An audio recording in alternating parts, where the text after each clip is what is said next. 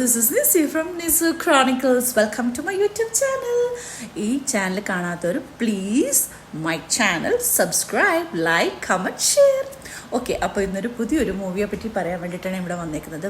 Film name is Mirage. Asif അലിയുടെയും അപർണയുടെയും new മൂവിയാണ് കേട്ടോ. ജിത്തു ജോസഫ് സാറാണ് അതിൻ്റെ ഡയറക്ടർ. ആക്ച്വലി ഒരു നല്ലൊരു സൂപ്പർ മൂവി. ഇതിനെപ്പറ്റി എന്തിനാണ് ആൾക്കാർ ഇങ്ങനെ നെഗറ്റീവ് ഇടുന്നത് എനിക്കറിയത്തില്ല. നല്ലൊരു മൂവിയാണ്, എല്ലാവരും തിയേറ്ററിൽ പോയി കാണുന്ന സൂപ്പർ മൂവി. ഇങ്ങനെ കൈ വെച്ചേക്കുന്നത് കണ്ടു, എൻ്റെ പുതിയ നെയിൽ പോളിഷാണ്. വിഷയം മാറിപ്പോവാ, sorry. So Mirage movie first starting to ending super. എനിക്ക് ഒത്തിരി ഇഷ്ടപ്പെട്ടു. എല്ലാവരും പോയി കാണണം. നമ്മൾ മുടക്കുന്ന പൈസ അത് നമുക്ക് വേർത്ത് ആവത്തില്ലെന്ന് നമുക്ക് തോന്നത്തില്ല. നല്ലൊരു മൂവിയാണ്. ഈ പടത്തിന് ജിത്തു ജോസഫ് സാർ എന്തിനാണ് മിറാഷ് എന്നിട്ടത് എനിക്കറിയത്തില്ല. എനിവേ ഞാൻ ഗൂഗിളിൽ പോയി സെർച്ച് ചെയ്ത് നോക്കി മിറാഷ് എന്തായിരിക്കും അതിൻ്റെ മീനിങ് ഞാനിവിടെ പിൻ ചെയ്തിട്ടേക്കാവേ. സോ എനിക്ക് തോന്നുന്നു സർപ്രൈസ് അല്ലെങ്കിൽ no more surprises.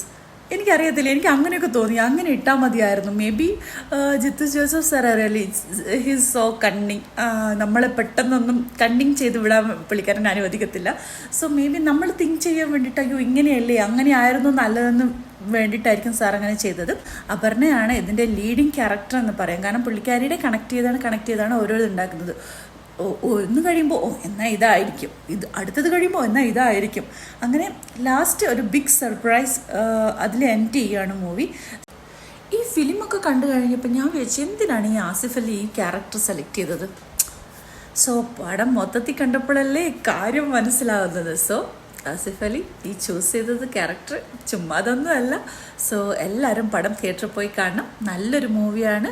So this is signing off Nisu chronicles. Bye bye.